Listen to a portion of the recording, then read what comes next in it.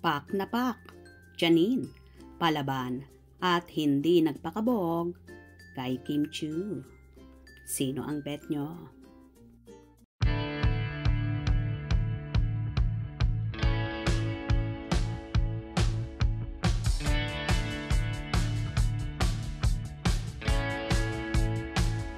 Viral ang pagiging calendar girl ni Janine Gutierrez ng isang nakakalasing na inumin. In fairness, nagmumura ang kanyang alindog sa pag-display niya ng kanyang kaseksihan. Marami ang napawaw, lalo na ang mga barako sa kanyang wristlet figure. Katunayan, sa kanyang pasabog, hindi maiiwasang ikumpara siya kay Kim Chu, na isang calendar girl ng isang brand. Inintriga tuloy ng kibitzers ang kanilang paseksihan challenge, lalo pa't may common denominator ang dalawa. Pareho kasi silang involved kay Paolo Avellino. Si Janine bilang ex ng actor at Kim na napapabalitang rumored girlfriend na ng una.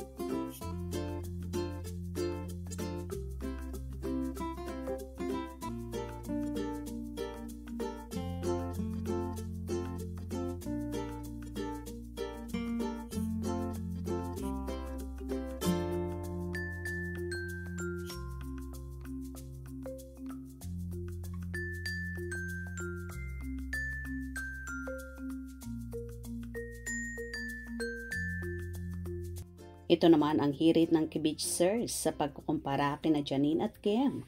Wow, Battle of the Ex and the current ni Paolo. Yan ang totoong sexy. Yap, yan ang gandang natural. Pak na pak, kinabog si Kimi. Nang hahamon si ate kay Kimidora. Bagay na bagay, tinaob silang lahat. Panis, sina Julian at Kim. For me, first honor si Janine, second si Kim, fourth, third si Julian. Uwian na, may nanalo na. Napakalaki ni Eko, sexy niya at classy. At least, natural siya at walang pinaritoke.